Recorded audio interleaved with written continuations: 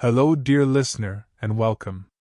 As the day's light gently fades, and the world outside begins to hush its busy whispers, we invite you to settle in, to breathe deeply, and to allow your mind to drift on currents of calm.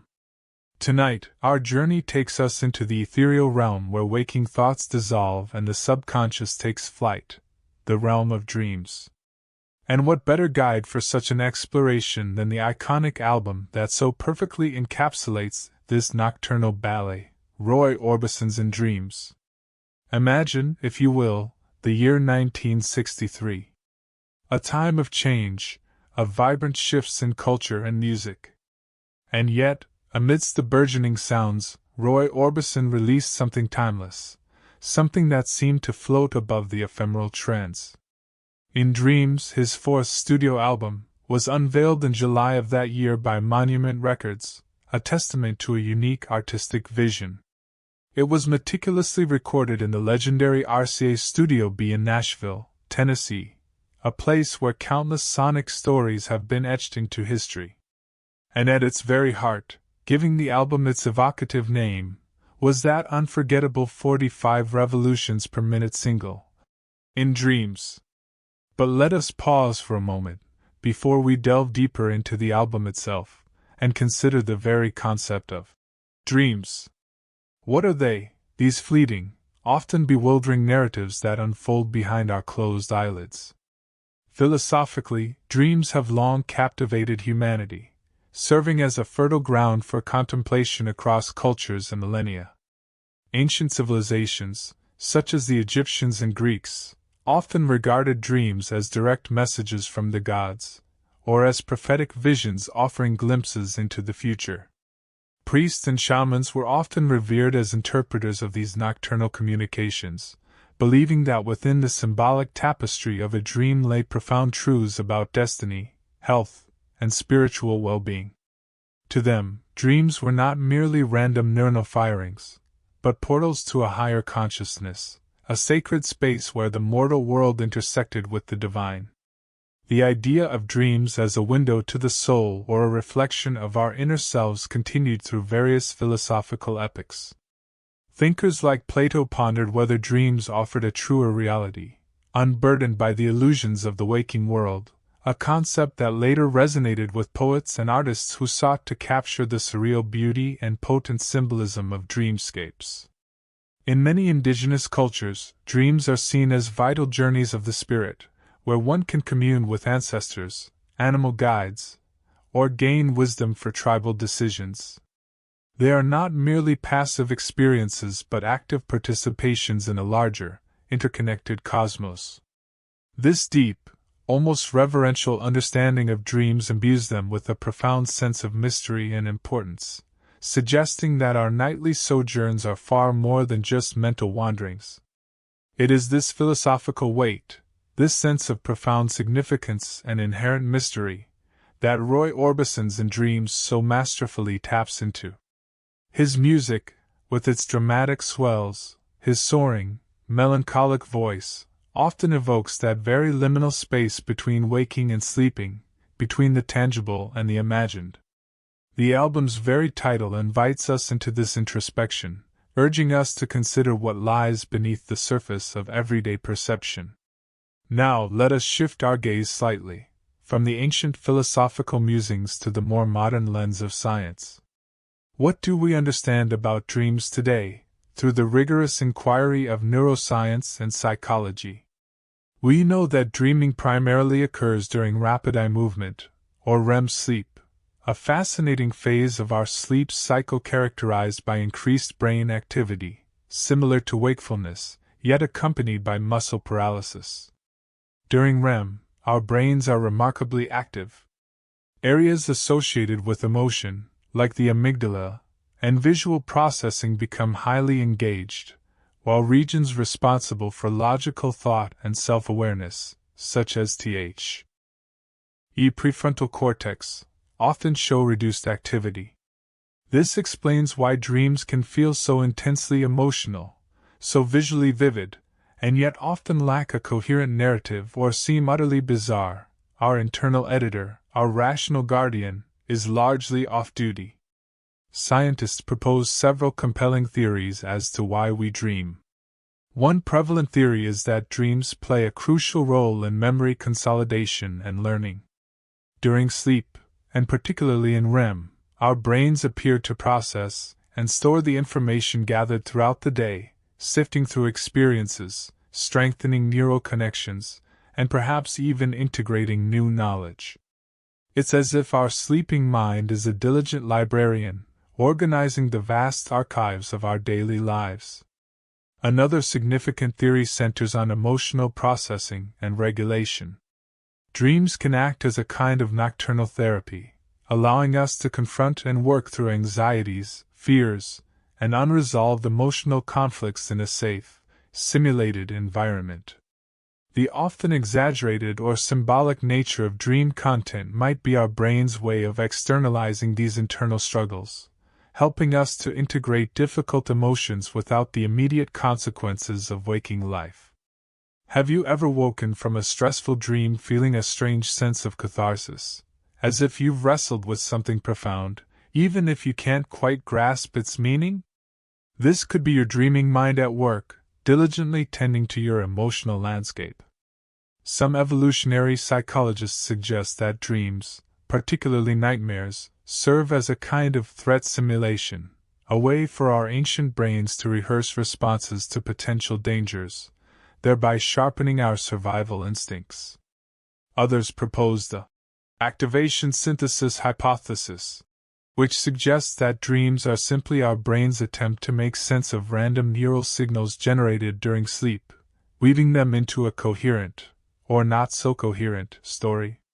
Regardless of the precise mechanism, what is clear is that dreaming is a fundamental, active, and deeply personal aspect of the human experience, a testament to the ceaseless activity of our minds even in repose. Now, let us gently bridge these philosophical and scientific insights back to the exquisite sonic landscape of Roy Orbison's In Dreams. The album, as the source text reveals, isn't just named after its hit single. It consciously embraces the theme of dreams, featuring multiple cover songs that echo this motif, such as All I Have to Do Is Dream, Dream, and My Prayer. The inclusion of these tracks is not accidental. It reinforces a deliberate artistic statement, creating an album that is cohesive in its exploration of the dream state. Consider the title song, In Dreams. While the lyrics aren't provided in our source, Orbison's delivery is legendary. His voice, with its dramatic operatic range, often termed the Big O, conjures up a sense of grand, almost cinematic sweep, much like the epic scale a dream can sometimes take. The music builds, layer upon layer, with a certain melancholic yearning, a bittersweet hope that captures the emotional complexity of dreams themselves. Dreams can be beautiful, filled with joyous reunions and impossible feats, yet they can also be tinged with sadness, with loss, with the ache of things that can only exist in that fleeting state. Orbison's unique vocal style, often described as mournful yet majestic, perfectly embodies this duality. His voice seems to float, unbound by earthly constraints, much like our consciousness when it ventures into the dream world. The album's reception further illuminates this connection. Tom Jurek of AllMusic lauded the album for its emotion and deep atmospherics. What better descriptors for the experience of dreaming? Dreams are, above all, emotional landscapes, imbued with palpable atmospheres, whether it's the unsettling tension of a nightmare, the blissful peace of a pleasant fantasy, or the strange, surreal aura of a lucid dream. Jurek also pointed to Orbison's willingness to develop himself as a singer and as a persona. In dreams, we often explore different versions of ourselves, different personas, uninhibited by the social strictures of waking life. Orbison's artistry here allowed him to present a persona that was perhaps more vulnerable, more introspective, more attuned to the subconscious currents that run beneath our everyday selves. Billboard, in its Spotlight of the Week review, simply stated the album features another standout group of tracks, recognizing the consistent quality and impact. Cashbox believed Orbison has a huge following, and this new effort is sure to bring the fans out in droves. This speaks to the album's broad appeal, resonating with a wide audience. Perhaps this wide appeal stemmed from the universal human experience it tapped into. Everyone dreams, everyone understands the longing, the mystery, the peculiar logic of the nocturnal mind. Variety noted that Orbison swings out nicely on the pop tunes presented, some of which are from the recent Disclick Soundalog. Even as he swings out, there's often an underlying gravitas, a touch of the melancholic, that keeps his music from being purely light-hearted. This delicate balance mirrors the often paradoxical nature of dreams, which can be both playful and profoundly serious, trivial and deeply meaningful. Record Mirror made a particularly insightful observation, mentioning that the album features a consistent chart success with ballads, and even during the current beat craze. This is a crucial point. While the beat craze of the early 60s favored energetic, danceable tracks, Orbison's ballads, with their introspective and often dramatic qualities, offered a different kind of immersion. Ballads, by their very nature, invite contemplation, drawing the listener inward. They provide a space for emotional reflection, much like the quiet solitude of a dream state. Orbison's success amidst this contrasting musical landscape suggests a hunger for music that could explore deeper, more complex emotional territories, just as dreams delve into the deeper strata of our psyche. Hunter Nigel of Disc enjoyed the album's soft symptomatic treatment of my prayer. This phrase, soft symptomatic treatment, is fascinating in the context of dreams.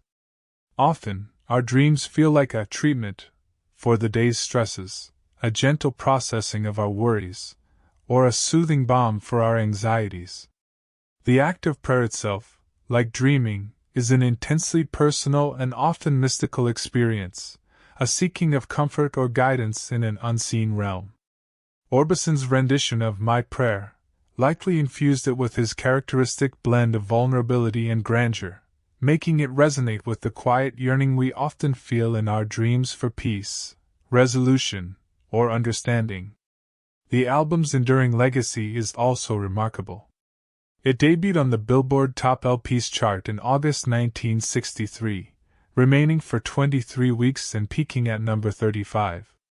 It spent 25 weeks on the Cashbox Albums chart, peaking at number 39.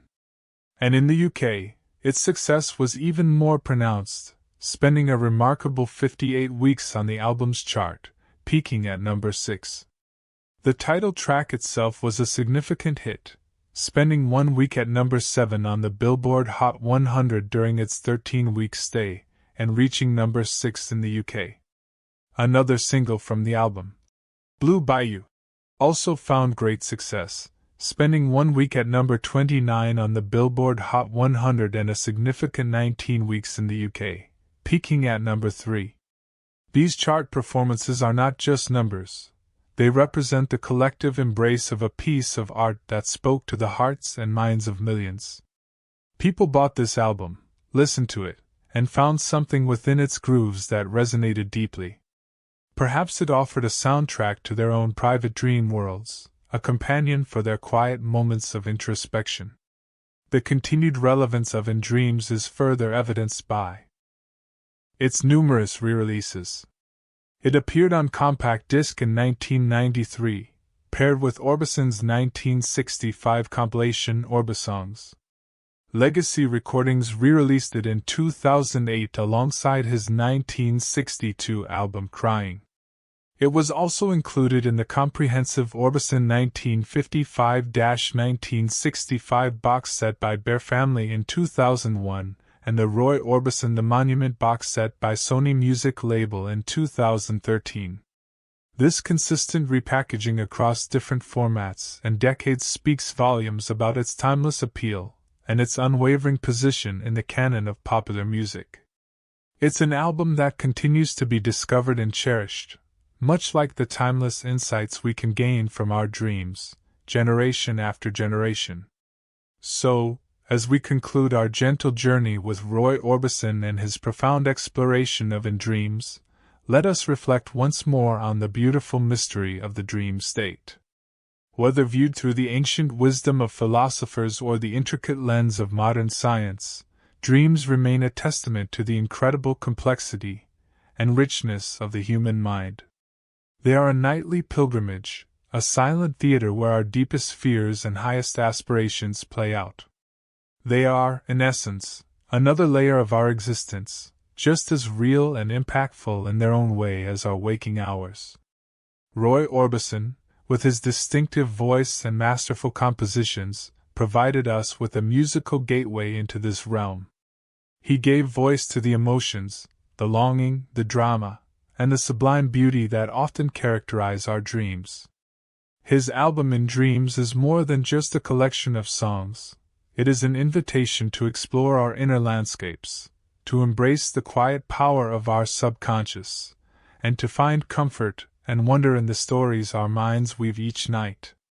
As the quiet darkness deepens around you, and your own journey towards sleep begins, remember the words of this album, the feelings it evokes. Allow your thoughts to become soft and yielding, like clouds drifting across a night sky. Let your breath deepen, sensing the gentle rhythm of your own being. And as you close your eyes, may you drift into a peaceful slumber, carried on the gentle waves of memory and imagination, ready to experience the unique wonders of your own dreams. Good night, dear listener. May your dreams be sweet, restorative, and filled with wonder.